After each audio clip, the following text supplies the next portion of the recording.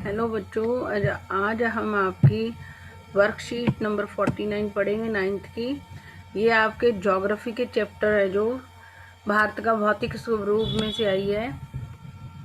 इसमें से सीधा ही आपको पहले इन्होंने थार मारुस्थल के बारे में बताया। उसमें हमने अलग अलग भू आकृतियों के बारे में पढ़ा है, हिमालय के बारे में, उत्तरी मैदानों के बारे में और मारुस्थल के बारे में, तटीय मैदानों के बारे में, द्वीपों के बारे में, सबके पहाड़ों के बारे में सारी चीज़ हमने उसमें पढ़ी है।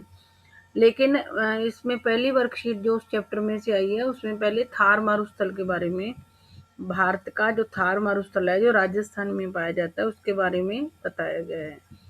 भारतीय थार मारुस्थल राजस्थान राज्य में अरावली पर्वत के पश्चिम में स्थित गर्म उष्ण मारुस्थल है। जो ये अरावली पर्वत श्रृंखला है वो हमारी नर्मदा नदी के पास से चलकर वो दिल्ली तक जाती है। जो अरावली पर्वत श्रृंखला है वो हमारी नर्मदा नदी के आसपास से शुरू होकर दिल्ली तक फैली हुई है। और अरावली पर्वत के पश्चिम वाली साइड, अरावली पर्वत के पश्चिम में राजस्थान है। ये हमें रखना है। अरावली पर्वत है जो काफी लंबा है, जो नर्मदा नदी से लेकर दिल्ली तक फैला हुआ है। अरावली पर्वत के ऐसे लंबे, दिल्ली से ऊपर से, दिल्ली से नीचे तक आओगे आप, गुजरात की तरफ आओगे तो वो लंबी लाइन के रूप में अरावली पर्वत खड़ा है। अरावली पर्वत के पश्चिम वाली साइड क्या है, हमारा थार मारुस्थल जो हमारे राजस्थान राज्य में पाया जाता है। ये गर्म ओशन का मतलब गर्म है, वहाँ गर्मी ज्यादा होती है, आपको भी पता है। ये बालू के टिब्बों से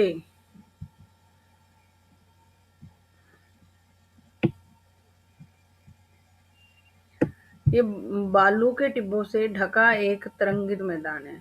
बालू तो आपको पता हो, रेत होती है। रेत से अब तरंगे सी बनी होती है, लहरें सी बनी होती है ना, तो उनको जो बालू के टिब्बों से टिब्बे बने होते हैं, जो रेत होता है उड़ उड़कर वो एक टीले से बना देता है और उसके ऊपर जो रेत होती है उसकी तरंगे सी बनी होती हैं, लहरें सी बनी होती हैं। तो बालू के टिब्बों से ढका एक तरंगित मैदान है। ये हमारा राजस्थान है, जो राजस्थान का जो मारुस्थल का मैदान है वो टिब्बों से ढका हुआ है, टीलों से, और उसमें तरंगे सी उठी होती हैं बालू की। थार मारुस्थल में वार्षिक वर्षा पूरे साल में वहां पर वर्षा कितनी होती है, 1,500 मिलीमीटर।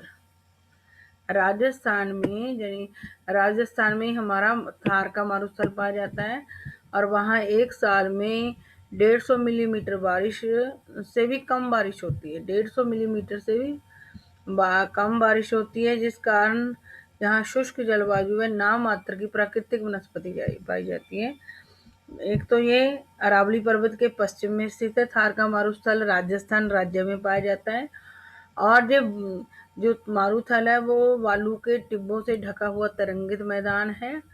यहाँ पर 150 मिलीमीटर से भी कम बारिश होती है पूरे साल में, जिस कारण से यहाँ शुष्क जलवायु, शुष्क होता है जिसमें पानी की कमी, शुष्क का मतलब होता है जहाँ नमी नहीं होती, पानी नहीं होता हवा में, ऐसी वहाँ पर नमी नहीं होती उसमें, जलवायु में नाम मात्र की प्राकृतिक वनस्पति पाई जाती है। मतलब वहाँ पर पानी की कमी होने के कारण वहाँ की हवा में भी नमी नहीं होती, जिसके कारण वहाँ नाम मात्र की प्राकृतिक, वहाँ पर प्राकृतिक जो पेड़ पौधे हैं, तो वनस्पति का मतलब, प्राकृतिक वनस्पति का मतलब वहाँ पर बिल्कुल ही कम होते हैं। पेड़ पौधे वहाँ पर बहुत कम होते हैं।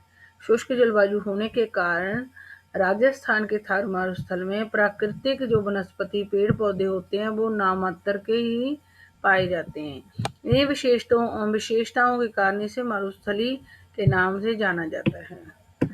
एक तो ये अरावली पर्वत के पश्चिम में स्थित हमारा जो राजस्थान राज्य है उसमें पाया जाता है थार मारुस्थल। ये बालू से के टिब्बों से ढका हुआ एक तरंगित मैदान है। यहाँ पर पूरे साल में 150 मिलीमीटर से भी कम बारिश होती है। यहाँ की जो जलवायु है वो शुष्क है, यानी कि हवा में नमी की कमी होने के कारण और पानी की कमी होने के कारण यहाँ पर जो प्राकृतिक वनस्पति जिनके पेड़ पौधे हैं वो नाम मात्र है, बिल्कुल है ही नहीं वहाँ पे। जो इनकी ये सारी विशेषताएं हैं, बारिश ने कम होती है 150 मिलीमीटर से, और रेत है, वहाँ पे रेत पाया जाता है, हवा में नमी की कमी पाई जाती है, और वहाँ पर पेड़ पौधे नहीं होते। इन्हीं चार विशेषताओं के कारण एक तो वहाँ की शुष्क जलवायु है, पर प्राकृतिक वनस्पति नाम मात्र पाई जाती है, वर्ष में बस 150 मिलीमीटर बारिश होती है। तो जिस इन्हीं तीन चार विशेषताओं के कारण इसको मारुस्थली कहा जाता है। थार के मारुस्थल या राजस्थान का जो मैदान है उसको मारुस्थली के नाम से भी जाना जाता है। ये विश्व का सर्वाधिक जनसंख्या घनत्व वाला मारुस्थल है। ये ऐसा मरुस्थल का मतलब भी यही होता है, ऐसी जगह जहाँ कुछ उगता ही नहीं है, मरुस्थली। तो मतलब हमारे राजस्थान के अंदर जो मरुस्थल पाया जाता है, ये ही ऐसा मरुस्थल है जहाँ पर सबसे ज़्यादा जनसंख्या लोग रहते हैं। नहीं तो बाकी जो मरुस्थल हैं, जैसे दक्षिण अफ्रीका में है, तो वहाँ पर कम लोग रहते हैं। तो ये दुनिया का वो मरुस्थल है, विश्व का वो मरुस्थल है जिसमें सबसे ज़्यादा जनसंख्या, सर्वाधिक जनसंख्या घनत्व वाला, जहाँ पर ज़्यादा लोग रहते हैं। ये ऐसा मरुस्थल है जहाँ पर सबसे विश्व का सर्वाधिक जनसंख्या घनत्व, मरुस्थल तो बहुत है दुनिया में, लेकिन ये सर्वाधिक जनसंख्या घनत्व वाला, ये याद रखना पॉइंट आपने, इसे नोट करो। एक तो यहाँ पर ये बालू के टिब्बों से, एक तो ये अरावली पर्वत के पश्चिम में स्थित गर्म उष्ण मारुस्थल है, राजस्थान राज्य में पाया जाता है। बालू के टिब्बों से ढका हुआ तरंगित मैदान है, 150 मिलीमीटर से भी कम बारिश होती है पूरे साल में।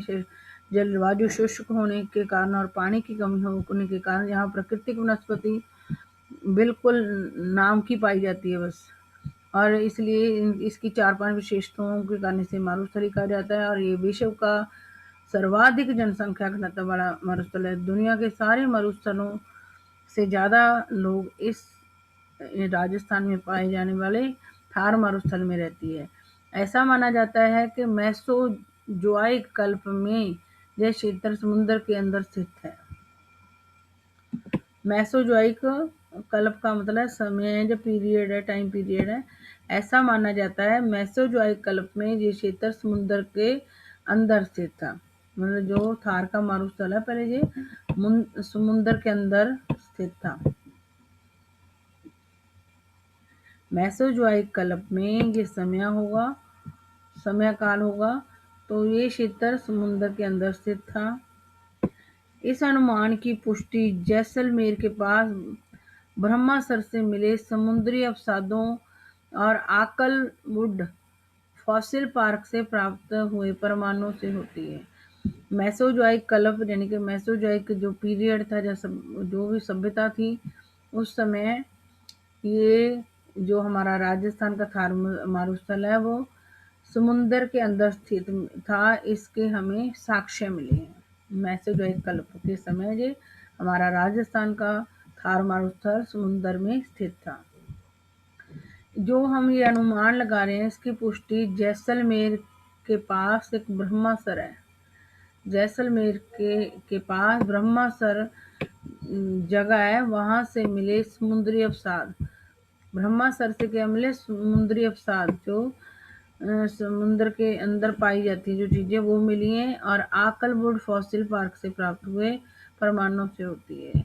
जैसलमेर के पास ब्रह्मासर जगह है, वहां से समुद्री अवसाद मिले हैं, और आकलवुड फॉसिल पार्क है वहां पर राजस्थान में ही। आकलवुड फॉसिल पार्क से कुछ प्रमाण मिले हैं कि थार मारुस्थल पहले समुद्र में था। वुड फॉसिल्स की आयु लगभग 180 मिलियन वर्ष आंकी गई है। जो वुड फॉसिल फ्यूज वो होते हैं जब कुछ तूफान भूचाल आता है तो जो वृक्ष होते हैं वो जमीन के अंदर दब जाते हैं। तो ये वुड फॉसिल्स की इन्होंने उम्र कितनी बताई है? 180 मिलियन वर्ष आंकी गई है।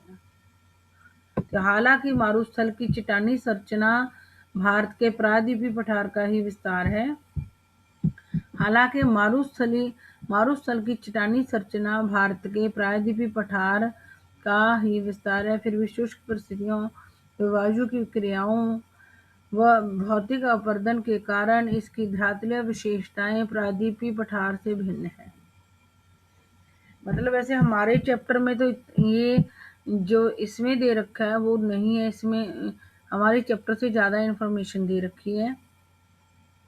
जैसे मेसोजोइक कल्प में कह रही थी, जो थार का मारुस्थल था वो समुद्र के अंदर स्थित था। जैसलमेर के पास ब्रह्मासर से समुद्र से कुछ समुद्री अवसाद मिले हैं और अक्कलवुड फॉसिल पार्क से प्राप्त कुछ प्रमाण मिल रहे हैं, जिसके आधार पर कहा जा सकता है थार राजस्थान का थार मारुस्थल समुद्र के अंदर था। जो वुड फॉसिल्स होते हैं लकड़ी के कुछ दबे हुए हिस्से होते हैं, कि उनकी उम्र कितनी होती है? 180 मिलियन वर्षों की है। हालांकि मारुस्थल की जो चट्टानी संरचना है भारत के प्रायद्वीपीय पठार का ही विस्तार है। चट्टानी संरचना भारत के प्रायद्वीपीय पठार की, मतलब प्रायद्वीपीय पठार में ही आ जाता है। ये मारुस्थल है जो हमारा राजस्थान में आता है। प्रायद्वीपीय पठार जो हमारा यहाँ से ये ऊपर उत्तरी मैदान आता है, उत्तरी मैदान, और जो हमारे हिमालय है वो तो नहीं है। तो जहाँ से राजस्थान शुरू हो जाता है और राजस्थान के साथ लगता है एरिया बीच वाले भारत का, वो सारा प्रायद्वीपीय पठार में आता है। तो हमारा ये जो मारुस्थल है थार का, वैसे तो प्रायद्वीपीय पठार का ही विस्तार है, फिर भी शुष्क परिस्थितियों मतलब थार मारुस्थल में शुष्क नहीं होता, वहाँ पे नमी होती है हवा में, लेकिन राजस्थान में नमी नहीं होती। फिर भी शुष्क परिस्थितियों में वायु की क्रियाओं में भौतिक अपरदन के कारण इसकी धरातलीय विशेषताएं प्रायद्वीपीय पठार से भिन्न है।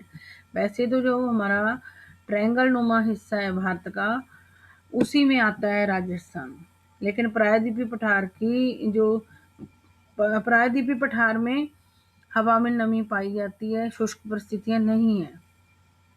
और लेकिन राजस्थान प्रायद्वीपीय पठार में होते हुए भी वहां पर शुष्क परिस्थितियां पाई जाती हैं। और मतलब वहां पर एक रेत है, वहाँ की प्रायद्वीपीय पठार की मिट्टी अलग तरीके की है, और राजस्थान में जो मिट्टी पाई जाती है वो रेत है। मतलब ये प्रायद्वीपीय पठार का हिस्सा होते हुए प्रायद्वीपीय पठार से मिट्टी के मामले में अलग है, शुष्क परिस्थितियों के मामले में अलग है, वायु की क्रियाओं के मामले में अलग है, भौतिक अपरदन के मामले में भी राजस्थान का थार मारुस्थल प्रायद्वीपीय पठार का हिस्सा होते हुए प्रायद्वीपीय पठार से अलग है। मशरूम रॉक, बालू का टिब्बे, बरकान, यूगेन आदि प्रमुख मारुस्थलीय भू आकृतियां। हमारी बुक में ओनली बरकान दे रखा है, जो आधे वृत्त जैसा होता है ना, चंद्रमा जैसी आकार का टीला होता है रेत का, उसको बरकान कहते हैं। ये हमारी बुक में इतना ही दे रखा है, लेकिन इसमें मारुस्थलीय भू आकृतियां ज्यादा दे रखी है। मशरूम रॉक दे रखी है, बालू का दे रखी है। या अगर आपने इनकी आकृतियां देखनी हो तो यही शब्द आप गूगल पे बोल देना, ये आकृतियां निकल आएंगी। बरकान कैसा होता है? बालू का टिब्बा, और बालू के टिब्बे तो वही हो गए बरकान, जो रेत के टिब्बे होते हैं वही बालू का टिब्बा होता है। और बरकान अर्धचंद्राकार उसके रेत के टीले होते हैं। और ज्यूगेन, ये आपको इन्होंने दे रखे हैं तो आपको करना जरूरी है, चाहे वैसे हमारी बुक में बरकान ही है। ये बालू का टिब्बे, मशरूम रॉक, ये मारुस्थलीय आकृतियां भू आकृतियां। मारुस्थलीय भू आकृतियां क्या है? मशरूम रॉक, बालू का टिब्बे। ये क्वेश्चन भी बन सकता है कि हमारे जो अरावली पर्वत माला के पश्चिम में जो राजस्थान में मारुस्थल थार का मारुस्थल है, उसके समुद्र में होने के क्या साक्ष्य मिले? तो मेसोजोइक कल्प के समय ये कैसे, मतलब मेसोजोइक कल्प के समय समुद्र के अंदर होने के क्या कहाँ से साक्ष्य मिले हैं? ये याद कर लेना, ब्रह्मासर से मिले समुद्री अवसाद, और अकलवुड फॉसिल पार्क से भी हमें वो मिले हैं, साक्ष्य मिले हैं कि ये हमारा थार मारुस्थल पहले समुद्र में था। और ये भी याद करनी है, वुड फॉसिल की आयु कितनी होती है? 180 मिलियन वर्ष होती है।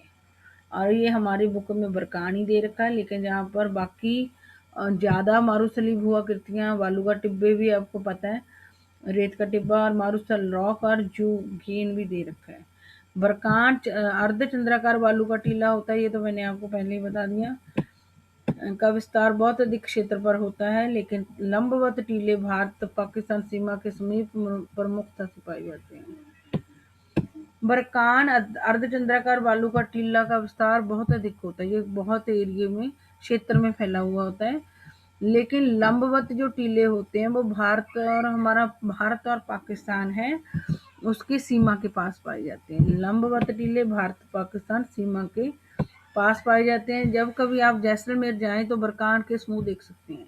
मतलब ज्यादातर बरकान, ये बुक की बातें हैं। बरकान कहाँ पाए जाते हैं? जैसलमेर में। ढाल के आधार पर थार मारुस्थल को दो भागों में बांटा जाता है। थार मारुस्थल की जो ढलान है उसके आधार पर इसको दो, उत्तरी भाग जिसका ढाल पाकिस्तान के सिंध प्रांत की ओर है, मतलब बुक में नहीं है, जो बुक से बाहर का है। ढाल मतलब मारुस्थल थार की जो ढाल है उसको दो हिस्सों में बांटा गया है। मारुस्थल ढाल के आधार पर थार मारुस्थल को दो भागों में बांटा गया है, जिसका ढाल पाकिस्तान के सिंध प्रांत की ओर है। मतलब इसका उत्तरी भाग है जो हमारे थार मारुस्थल का, उसकी ढाल पाकिस्तान के सिंध प्रांत की ओर है। हमारे मारुस्थल को भी दो हिस्सों में बांट दिया इन्होंने। एक उत्तरी भाग जिसकी ढाल पाकिस्तान के सिंध प्रांत की ओर है, और दक्षिणी भाग है जो नीचे का भाग है जिसका ढाल कच्छ के रण की ओर है। ये हमारे जो कच्छ का रण है ये वहाँ पे है गुजरात में, कच्छ के रण की ओर है। दक्षिण के हमारे थार के मारुस्थल के दो भाग हैं। उत्तरी भाग जिसका ढाल पाकिस्तान के सिंध प्रांत की ओर है, दक्षिणी भाग जिसका ढाल कच्छ के रण की ओर है।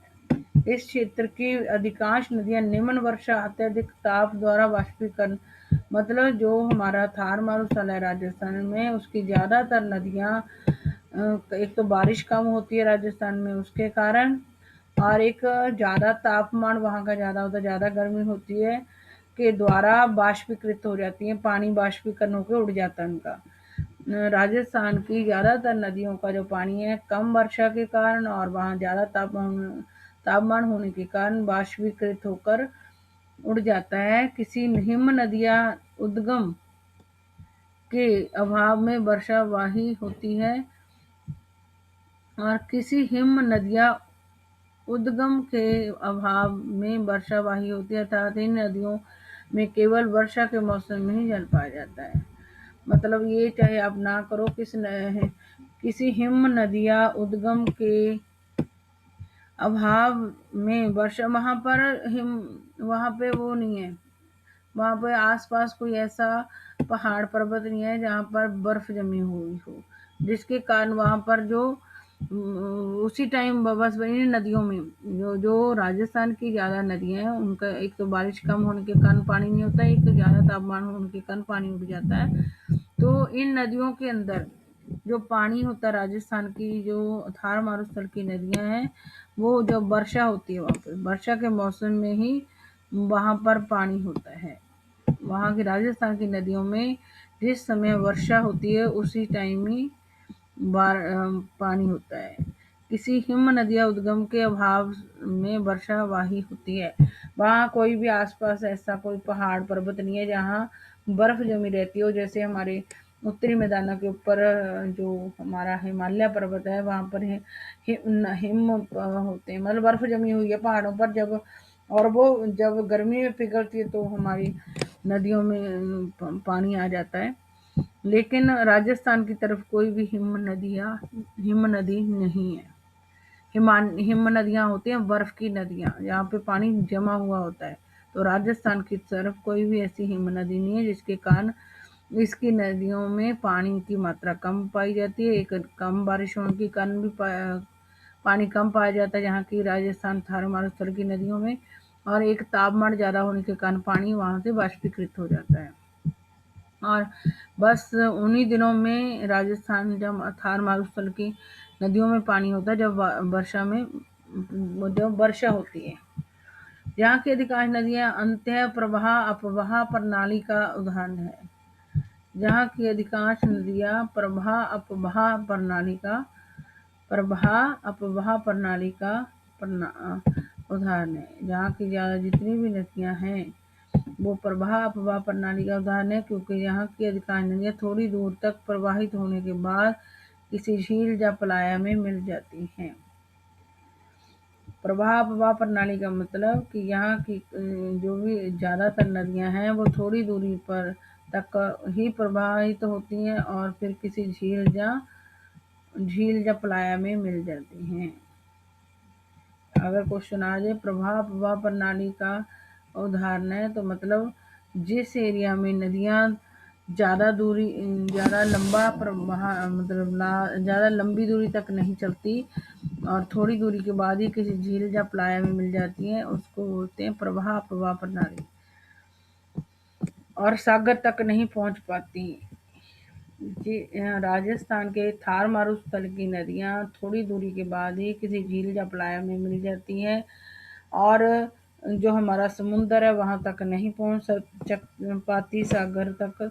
इसलिए यहाँ की अधिकांश नदियाँ प्रवाह अपवाह प्रणाली की उदाहरण है। ये क्वेश्चन आ जाता है, पलाया मारुस्थलीय भाग में स्थित लवणीय झीलें होती हैं या पलाया मारुस्थलीय भाग में। पलाया मारुस्थल भाग कौन सा होता है? जहाँ पर ज़्यादा नमक पाया जाता है रेत के अंदर। पलाया मारुस्थलीय भाग में स्थित लवणीय झीलें होती हैं जिनसे नमक प्राप्त किया जाता है। जो रेत होता है, रेत के अंदर नमक भी पाया जाता है, और जिस जगह पर पलाया मारुस्थल है यानी कि यहाँ पर ज़्यादा नमक की मात्रा है, पलाया मारुस्थलीय भागों में लवणीय झीलें पाई जाती हैं यानी कि नमक वाली, जिनसे नमक प्राप्त किया जाता है। इस क्षेत्र की सबसे प्रमुख नदी कौन सी? लूनी नदी, ये भी बुक में है, जो कि मारुस्थल के दक्षिणी भाग में प्रवाहित होती है, यानी कि रण के कच्छ की तरफ बहती हुई ये नदी लूनी नदी है, जो हमारे गुजरात के कच्छ के रण के पास बहती है।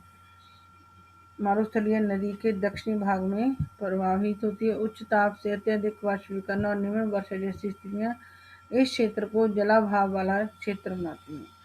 उच्च ताप, एक तो जहाँ का तापमान ज़्यादा होने के कारण वाष्पीकरण होता रहता पानी, और निम्न वर्षा के कारण ये जल अभाव वाला क्षेत्र कहलाता है, यानी कि पानी की कमी पाई जाती है। जल अभाव वाला क्षेत्र कहलाता है। पानी कम वर्षा होने के कारण और उच्च ताप के कारण पानी के वाष्पीकरण इवापोरेशन होने के कारण इसको जल अभाव वाला क्षेत्र भी कहा जाता है। थार मारुस्थल की अधिकांश नदियाँ वर्षावाही क्यों हैं? वर्षावाही इसलिए है, भी वर्षा के समय में ही पानी होता है, क्योंकि एक तो बारिश कम होती है वहाँ पर, और वहाँ पर एक तापमान ज़्यादा होने के कारण पानी वहाँ से वाष्पीकृत होता रहता है। एक और, राजस्थान के किसी भी साइड पर कोई हिम नदी नहीं है, जिनकी बर्फ की नदी जैसे कि हमारे हिमालय की तरफ है, इसलिए भी थार मारुस्थल की एकांश नदियाँ वर्षावाही हैं। यहाँ पे वर्षावाही होती हैं। वर्षावाही का मतलब ये वर्षा के मौसम में ही इनमें जल पाया जाता है। किसी हिम नदी या उद्गम का अभाव के कारण थार मारुस्थल की अधिकांश नदियाँ वर्षावाही क्यों हैं? क्योंकि हिम नदियाँ उद्गम के अभाव के कारण, ये वाला हिम नदियाँ उद्गम के अभाव के कारण, वहाँ पे आसपास कोई हिम की नदी नहीं है राजस्थान के में, इसलिए वहाँ पर वर्षा के समय ही नदियों में पानी पाया जाता है। पलाया से आप क्या समझते हो? मतलब यहाँ पे पलाया जो मारुस्थल है वहाँ पर लवणीय झीलें होती हैं जिसमें से लवण होता है नमक, जिसमें से नमक निकाला जाता है। पलाया से क्या समझते हैं? वो एरिया थार मारुस्थल का जहाँ पर लवणीय झीलें पाई जाती हैं। विश्व के सर्वाधिक जनसंख्या घनत्व वाले मारुस्थल की कोई दो जलवायविक विशेषताएं बताएं। मतलब एक तो वर्षा के दिनों में वो होता है, यहाँ पर नदियों में पानी होता है, यहाँ पे बताया हुआ है, आगे ऊपर पढ़ के देखते हैं।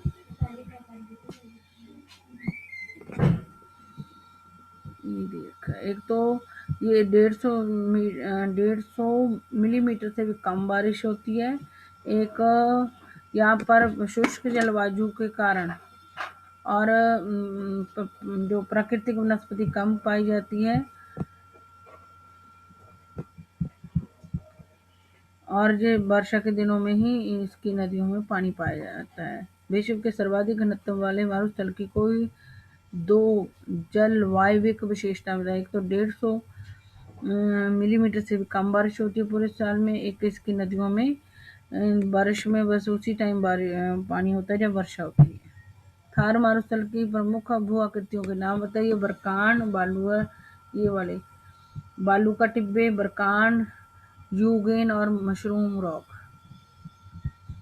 थार मारुस्थल हो गए जो भू आकृतियाँ। थार मारुस्थल भारत के किस राज्य में है? राजस्थान। ढाल के आधार पर थार मारुस्थल के कितने भागों में बांटा गया है? 2। एक तो पाकिस्तान के उत्तरी भाग, तो पाकिस्तान के सिंध की तरफ उसकी ढाल है, और जो दक्षिण वाला भाग है इसका, उसकी कच्छ के रण गुजरात की तरफ उसकी ढाल है। तो ये आज आपकी वर्कशीट कंप्लीट होती है। ये वर्कशीट देखने में आसान लग रही है, लेकिन जो मुश्किल है, आपको ये भी याद रखना है कि मेसोजोइक कल्प में और ये जो अक्कलवुड फॉसिल पार्क है, वहाँ से क्या साक्ष्य मिले हैं कि थार मारुस्थल पहले समुद्र में था। और अक्कलवुड फॉसिल फ्यूल की कितनी एज होती है। ये सारी नई नई चीज़ें हैं। इस वर्कशीट को पूरी केयरफुली पढ़ना भी है, और इसमें जो नई चीज़ें आई हैं चैप्टर के अलग आई हैं, वो भी आपने वो करनी। इस वर्कशीट को आसान नहीं समझना, डिफ़िकल्ट समझ के इसको अच्छी तरीके से 2-2 3-3 बार पढ़ना है, और इसमें जो शब्द आए हैं उनको दिमाग में बिठाना है।